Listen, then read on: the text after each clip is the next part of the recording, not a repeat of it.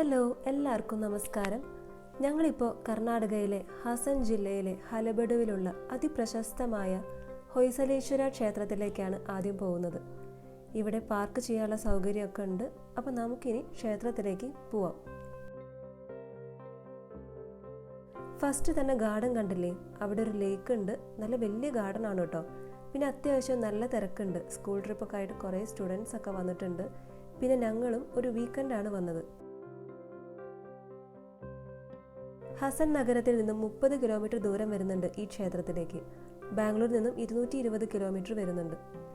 അപ്പോൾ നമുക്കിനി ക്ഷേത്രത്തിൻ്റെ അകത്തേക്ക് കടക്കാം. അതിനു മുമ്പ് ഈ കൊത്തുപണികളൊക്കെ കണ്ടില്ലേ? ശരിക്കും നമുക്ക് അത്ഭുതം തോന്നിപ്പോവും. അത്രയ്ക്ക് ഭംഗിയാണ് ഇതൊക്കെ കാണാനായിട്ട്. 1000 വർഷം പഴക്കമുണ്ട് ഇവിടുത്തെ ക്ഷേത്രങ്ങൾക്ക്. ഇതാണ് ക്ഷേത്രത്തിന്റെ ഉൾവശം. ഇവിടുത്തെ തൂണുകളൊക്കെ കണ്ടില്ലേ? വലിയ ഒറ്റക്കൽ കരിങ്കൽ തൂണുകളാണ്. സോക്സ്റ്റോൺ കണ്ടാണ് ഈ ക്ഷേത്രം നിർമ്മിച്ചത്. ഇതൊരു ശിവക്ഷേത്രമാണ്. ശിവനാണ് ഇവിടുത്തെ പ്രധാന പ്രതിഷ്ഠ. 2 ശിവപ്രതിഷ്ഠകളും പിന്നെ ഉപദേവങ്ങളുടെ പ്രതിഷ്ഠകളും ഉണ്ട്. നല്ല തണുത്ത അന്തരീക്ഷമാണ് ഈ ക്ഷേത്രത്തിനുള്ളിൽ. ഇതിന് മേലെ അടക്കം കൊത്തുപണികളാണ്. ഈ തൂണിന്റെ മേലെയൊക്കെ കണ്ടോ? ശരിക്കും അത്ഭുതം തോന്നിപ്പോയി ഈ കൊത്തുപണികളൊക്കെ കണ്ടിട്ട്.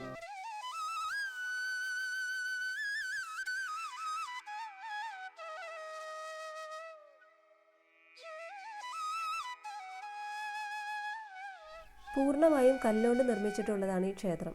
ഇവിടുത്തെ കൊത്തുപണികളാണ് ഏറ്റവും അട്രാക്റ്റീവ് ആയിട്ടുള്ളത്.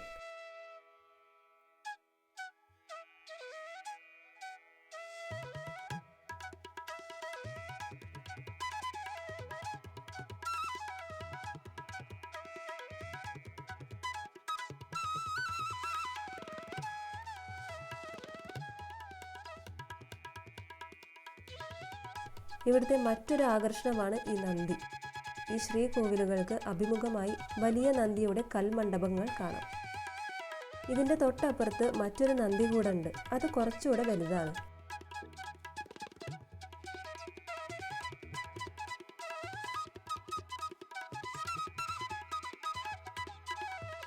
ഈ കയറിൻ്റെ ഡീറ്റെയിലിംഗ് ഒക്കെ നല്ല ഭംഗിയായി കൊടുത്തിട്ടുണ്ട്. അതേപോലെ മണികളൊക്കെ കണ്ടില്ലേ? ഇതൊക്കെ ഒറ്റ കല്ലിൽ കൊത്തിയെടുത്തിട്ടുള്ളതാണ്.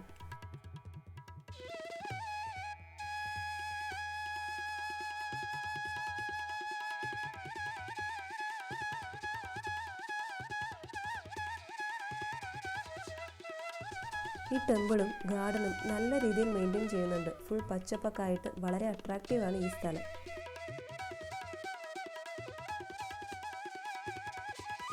അടുത്തടുത്തുള്ള 2 ക്ഷേത്രങ്ങളാണിത്. ട്വിൻ ടെമ്പിൾ, ഹൊയ്സലേശ്വര, ശാന്തലേശ്വര എന്നിങ്ങനെയാണ് ഈ 2 ക്ഷേത്രങ്ങളുടെയും പേര്.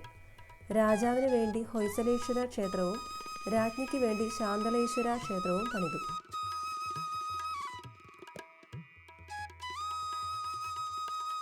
ആയിരത്തി 1221 തൊട്ടിട്ട് 1160 കാലഘട്ടങ്ങളിലാണ് ഈ ഒരു ക്ഷേത്രം നിർമ്മിച്ചിട്ടുള്ളത്. ആ കാലഘട്ടത്തിൽ ഹൊയ്സാല രാജവംശമായിരുന്നു ഇവിടെ ഭരിച്ചിരുന്നത്. വിഷ്ണുവർദ്ധൻ രാജാവിന് വേണ്ടിയാണ് ഈ ക്ഷേത്രം നിർമ്മിച്ചിട്ടുള്ളത്. പിന്നീട് ഡൽഹി സുൽത്താൻമാരുടെ ആക്രമണത്തിൽ നശിക്കപ്പെട്ടു എന്നും ചരിത്രം പറയുന്നു. അതായത് 14-ാം നൂറ്റാണ്ടിൽ വലിയ അക്രമങ്ങൾ ഈ ക്ഷേത്രത്തിലും ഹലിബേഡു നഗരത്തിലും അരങ്ങേറി. ക്ഷേത്രത്തിലെ ഒരുപാട് വിഗ്രഹങ്ങൾക്കും തൂണുകൾക്കും ഈ ഒരു ആക്രമണത്തിൽ വലിയ കേടുപാടുകൾ സംഭവിച്ചു. പിന്നീട് ഹലിബേഡു നഗരം കൊള്ളയടിക്കപ്പെടുകയും ചെയ്തു.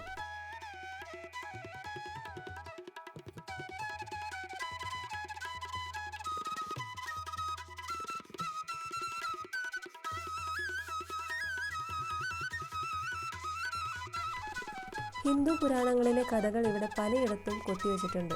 ഓരോ കൊത്തുപണിയിലും അതിലെ മൈന്യൂട്ടായിട്ടുള്ള കൊത്തുപണികൾ വരെ നമ്മൾ അത്ഭുതപ്പെടുത്തുന്നതാണ്. നൃത്തം ചെയ്യുന്ന രൂപങ്ങൾ, ദേവീ രൂപങ്ങൾ, നടരാജരൂപം, നരസിംഹരൂപം തുടങ്ങി കുറേ ശില്പങ്ങളുണ്ട്.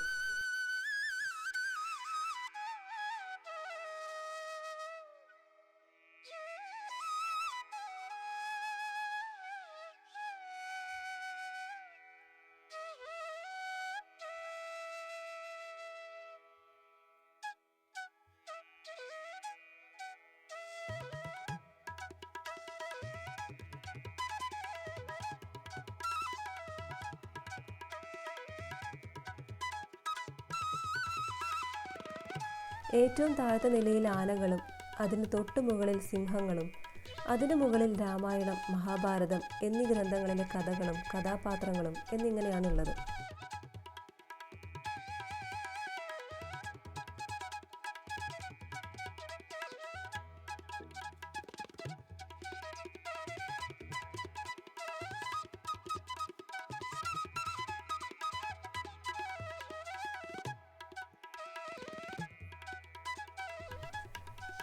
ആയിരക്കണക്കിന് ആനകളാണ് താഴത്തെ വരിയിൽ കൊത്തിവെച്ചിട്ടുള്ളത്. എല്ലാം ഒന്നിനൊന്ന് വ്യത്യസ്തമായിട്ടുള്ളതാണ്.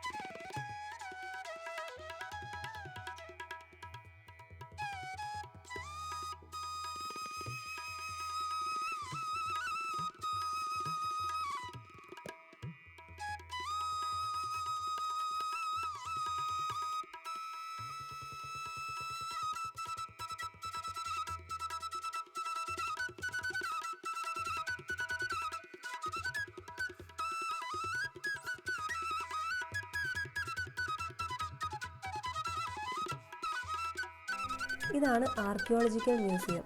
ഇവിടെ നശിക്കപ്പെടുകയും മോഷ്ടിക്കപ്പെടുകയും ചെയ്ത വിഗ്രഹങ്ങൾ പിന്നീട് അധികാരികൾ കണ്ടെടുത്ത് ഒരു മ്യൂസിയം തന്നെ പണിതതാണ്.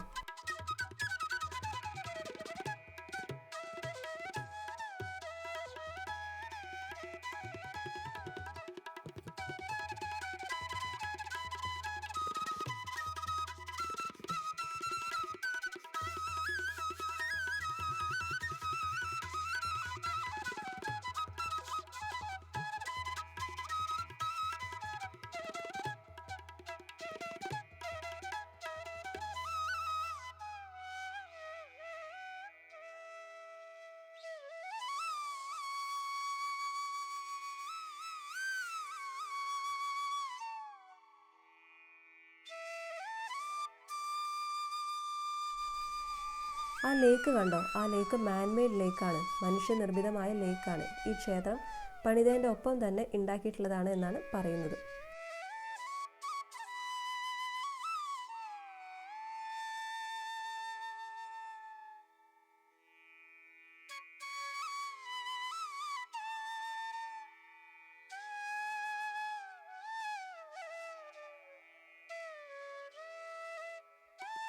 നിർമ്മാണ വൈവിധ്യം കൊണ്ടും ശില്പചാതുര്യം കൊണ്ടും വളരെയധികം പ്രശസ്തിയുള്ള ക്ഷേത്രമാണ് ഈ ഹൊയ്സലേശ്വര ക്ഷേത്രം.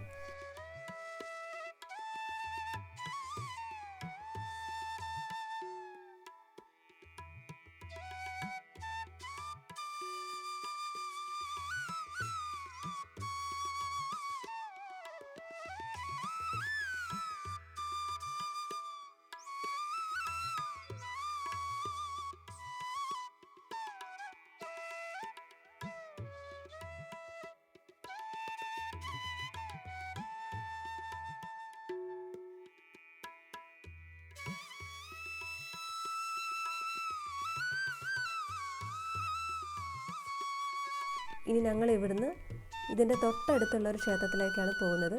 പോകാൻ നേരം ഒരു ബുക്ക് വാങ്ങി. ഹലബേഡു, ബേലൂർ എന്നിവയുടെ ചരിത്രമാണ്.